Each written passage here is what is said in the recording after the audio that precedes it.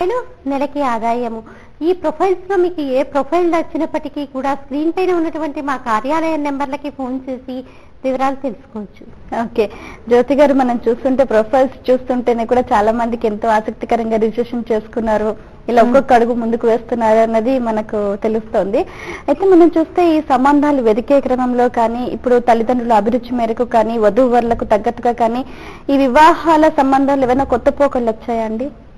కొత్త పోకళ్ళు వచ్చాయని చెప్పచ్చమ్మా. ఈ మధ్య కాలంలో మా ఆఫీస్ లో ఉన్నటువంటి సిబ్బంది మేము ప్రతిరోజు కూడా ప్రతి విషయం గురించి చర్చిస్తూ ఉంటాము. ఈ మధ్య కాలంలో దాదాపు 2 నెలల బట్టి అమ్మాయి తల్లిదండ్రులు అందరూ అలా అంటారని చెప్పనమ్మా, మన్నించాలి. అమ్మాయిల తల్లులు ముఖ్యంగా అమ్మాయికి అంతా నచ్చిందండి, జాతకాలు కుదిరాయి, అబ్బాయి ప్రొఫైల్ అంతా కూడా నచ్చింది. కానీ అండి అమ్మాయి ఆ అబ్బాయితో కొంతకాలం మాట్లాడుతుంది ఫోన్లో, కొంతకాలం మాట్లాడి వాళ్ళిద్దరికీ సరిపోతుంది అనుకుంటే అప్పుడు మనం వివాహం చేద్దామా వద్దా అన్నది నిర్ణయించుకుందామని అమ్మాయి తల్లి చెప్తోంది. ఇది ఎంతవరకు భావ్యం ఒక్కసారి ఆలోచించండి. ఆ అబ్బాయితో నేను సరిగ్గా మాట్లాడతాను, ఇలా మాట్లాడుకుని కొన్ని రోజులకి వాళ్ళిద్దరికీ సఖ్యత కుదిరితే వివాహం చేస్తాను అంటాము. అసలు ఒక తల్లిగా అనవలసినటువంటి మాటలు ఒకసారి ఆలోచించాలి మనల్ని మనం, అది ఎంతవరకు సబబు అని. అంటే ఇది ఒక కొత్త పోకడనే చెప్పుకోవచ్చు. ఎందుకంటే ఇదివరకు అసలు పెళ్లి చూపులు అన్నటువంటి మాటే లేదు. పెళ్లి చూపులు అన్నటువంటి మాటే లేకపోయినప్పటికీ ఏదో అబ్బాయి మొహం అమ్మాయి మొహం ఒకళ్ళకొకళ్ళకి తెలుస్తుందని మనం పెళ్లి చూపులు ఏర్పాటు చేసుకున్నాం. పెళ్లి చూపులు ఏర్పాటు చేసుకున్న తర్వాత ఎంగేజ్మెంట్ అంటే అది నిశ్చితార్థం అని కూడా మనం అనం. ఎందుకంటే అది అలా అంటే నిశ్చితార్థం అంటే మన ప్రిస్టేజ్కి ఇష్యూ, అయ్యో మాకు గౌరవానికి భంగం కలుగుతుంది, మాకేదో చదువు రాదనుకుంటారని నిశ్చితార్థం అని కూడా పొరపాటున ఇటు వధువు తల్లిదండ్రులు అన్నారు, వరుడి తల్లిదండ్రులు అన్నారు. ఎందుకంటే అయ్యో మేము చాలా గొప్పగా చేస్తున్నాం కాబట్టి ఎంగేజ్మెంట్ అంటేనే బాగుంటుందని నిశ్చితార్థం అన్నటువంటి పదాన్ని వాడం మనం. దాన్ని కూడా ఏం చేస్తున్నాం, అంగరంగ వైభవంగానే ఏర్పాటు చేస్తున్నాం. నిజానికి ఒక పెళ్లి అనుకోవచ్చు అది కూడా, కానీ అక్కడ చెయ్యకూడనివన్నీ కూడా చేస్తున్నాం. అబ్బాయిని అమ్మాయిని పక్కన కూర్చోబెట్టడం, దండలు మార్పించటం, ఉంగరాలు మార్పించటం, ఇలాంటివన్నీ శాస్త్ర ప్రకారం చెయ్యకూడనివి అయినప్పటికీ కూడా మనం చేస్తూ ఉన్నాము. ఇన్ని చేస్తున్నామే, మరి కొత్తగా ఈ విషయం ఏంటి? పెళ్లి చూపులయ్యి అసలు సంబంధం చెప్పగానే జాతకాలు కుదిరాయి, చదువు నచ్చింది, ఉద్యోగం నచ్చింది, జీతం నచ్చింది, అన్నీ నచ్చాయి. కానీ మా అమ్మాయి అబ్బాయితో కొన్ని రోజులు మాట్లాడిన తర్వాత ఆ అబ్బాయి మాకు అమ్మాయికి సెట్ అవుతాడంటే అప్పుడు మేము ముందుకెళ్తాం సంబంధం విషయంలో అనడము ఏంటి అన్నది ఒక్కసారి ఆలోచించాలి. అమ్మాయి తల్లిదండ్రులు ఇలా ఉంటే అబ్బాయి తల్లిదండ్రులు ఇంకోలా ఆలోచిస్తున్నారు. మా పెద్ద అబ్బాయికి 2 లక్షలు కట్నం ఇచ్చారండి. 2 లక్షల కట్నం ఇచ్చి ఆ అమ్మాయి ఒక్కతే కదా, చాలా ఆభరణాలు పెట్టారు, జాగా ఇచ్చారు, ఇల్లు ఇచ్చారు, కారు ఇచ్చారు అని ఇలా చెప్పుకుంటూ పోతే పెద్ద అబ్బాయికి జరిగినట్టే రెండో అబ్బాయికి కూడా అలాగే లాంఛనాలతో వివాహం జరగాలంటే అది అయ్యే పనినా?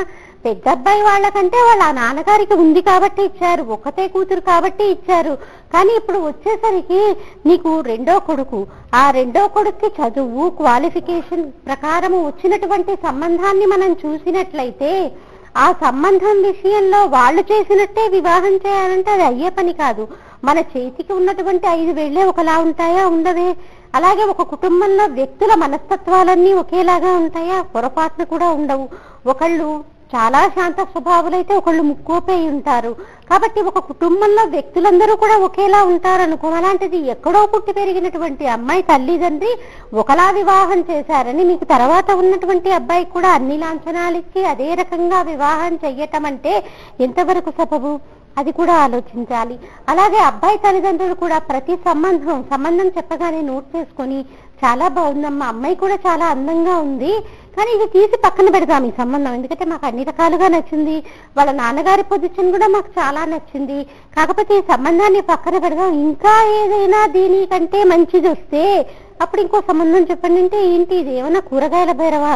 మనం కనుక సంతకి వెళ్తే మంచి వంకాయల్ని చాలా చక్కగా నల్లగా నిగనిగలాడుతూ ఉన్నటువంటి వంకాయని నేర్చుకోవడం కాదు కదా. ఆడపిల్లని నువ్వు మీ ఇంటికి తెచ్చుకుంటున్నావు అంటే నీకు ఇంటి కీర్తి ప్రతిష్టల్ని నీ ఇంటికి తెస్తున్నావు. ఆ అమ్మాయి యొక్క ప్రవర్తన వల్లే మీ ఇంటి కీర్తి ప్రతిష్టలన్నీ కూడా ఆధారపడి ఉంటాయి.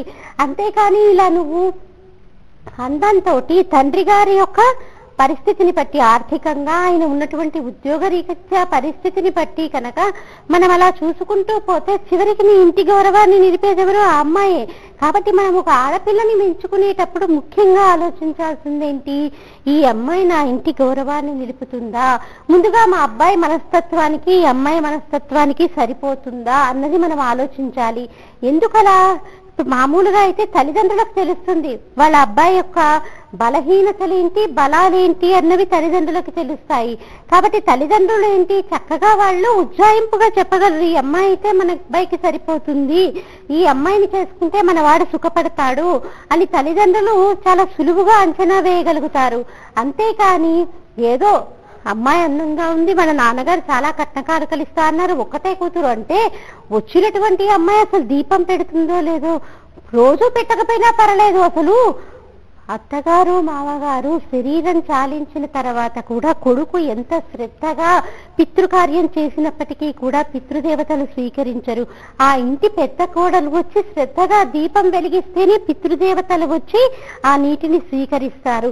మరి ఆ సంస్కారం ఆ అమ్మాయికి ఉన్నదా లేదా అన్నది తల్లిదండ్రి గమనించాలే కానీ ఆ అమ్మాయి కూడా చాలా చదువుకుంది, చాలా సన్నగా ఉంది, చాలా తెల్లగా ఉంది, ఒక ఐశ్వర్యరాయ్ కంటే అందంగా ఉంది అనుకొని అమ్మాయిని తెచ్చుకోవడం కాదు, ఎంతవరకు నీ కీర్తి ప్రతిష్టల్ని అమ్మాయి నిలపగలుగుతుంది.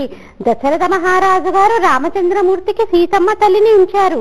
ఆ తల్లిని ఉంచుకోవటం వల్ల ఇన్ని యుగాలు గడిచినప్పటికీ కూడా దశరథ మహారాజు గారి కీర్తికి జనక మహారాజు గారి కీర్తికి వన్నె తగ్గకుండా ఇంకా వారి కీర్తి ప్రతిష్టలు ఇనుమడింప చేసేటట్టు సీతమ్మ తల్లి ప్రవర్తన ఉంది. కాబట్టి ఇన్ని యుగాలు గడిచినప్పటికీ కూడా ఆదర్శ దంపతులుగా మనం ఆ సీతారాముల్ని చెప్పుకుంటున్నాము.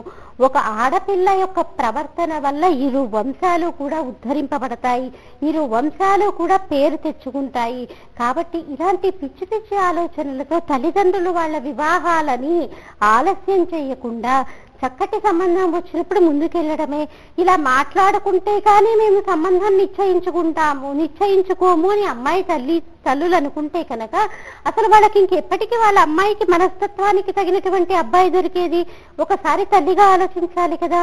కాబట్టి మన అమ్మాయి అక్కడికి వెళ్తే సుఖపడుతుందా లేదా, వాళ్ళ కుటుంబీకుల్లో ఉన్నటువంటి వారి మనస్తత్వం ఎలాంటిది అన్నది ఆలోచించాలే కానీ ఆ అబ్బాయి ఎంత జీతం చేస్తున్నాడు, వాళ్ళ ఇంట్లో వాళ్ళ అమ్మగారు నాన్నగారు ఇంకొక తమ్ముడే ఉండాలి, ఇంకా అసలు ఎక్కువ పిల్లలు ఉండకూడదు, వాళ్ళకి చేసుకునే వాళ్ళకు కూడా ముగ్గురుంటే మా అమ్మాయి కష్టపడిపోతుంది, ఇద్దరే ఉండాలి, లేకపోతే ఒకరుంటే మహదానందం, ఎందుకంటే ఇంకా అసలు ఇంకెవరు వచ్చిపోయే వాళ్ళు ఉండరు కదా. అమ్మాయి తల్లులు ఇలా ఆలోచించకూడదు. నలుగురిలో ఉండటం వల్లే అమ్మాయి యొక్క ప్రవర్తనకి ఇవన్నీ వస్తుంది. ఆ అమ్మాయి కూడా ఏదైనా మనసుకి బాధ కలిగినా లేకపోతే చాలా ఆనందం కలిగినా, ఇప్పుడు మనసుకి బాధ ఎప్పుడు కలుగుతుంది? ఏదో ఒక సందర్భంలో కలగవచ్చు. అలాంటి సందర్భాల్లోనూ చాలా ఆనందం కలిగిన ఏ ఇల్లు కొనుక్కున్నారు, ఏ వాహనమో కొనుక్కున్నారు, అలాంటి సందర్భంలోనూ నలుగురికి చెప్పుకోవడానికి నా అన్నవారు ఉండాలి. నా అన్నవారు ఉంటేనే మన బాధన్నా పంచుకోగలుగుతారు, సంతోషాన్ని కూడా పంచుకోగలుగుతారు. అలా పంచుకున్నప్పుడు ఏంటి, హృదయం తేలికపడి ఈవిడ కూడా చాలా ఆనందంగా ఆహ్లాదంగా ఉండగలుగుతుంది.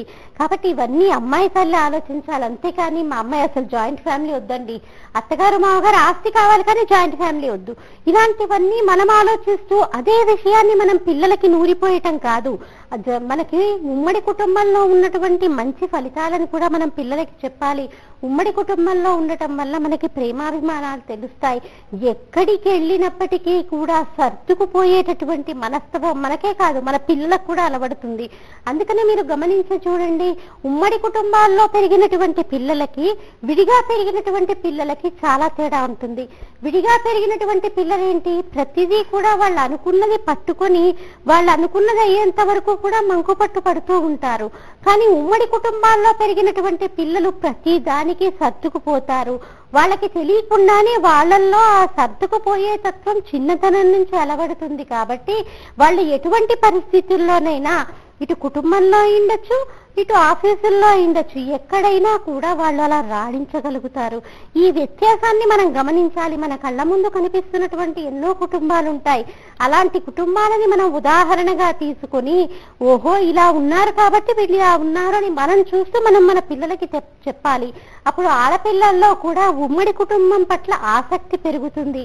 ఓహో ఉమ్మడి కుటుంబంలో నా అన్న వాళ్ళు చాలా మంది ఉంటారు, చిన్న చిన్న సమస్యలు ఉండొచ్చు, కానీ ఎన్ని సమస్యలు ఉన్నప్పటికీ కూడా ఆ కుటుంబంలోనే మనము ఆనందాన్ని వెతుక్కుంటే కనుక తప్పకుండా అలా నేర్పించాల్సింది ఎవరు? అమ్మాయి తల్లి నేర్పించాలి.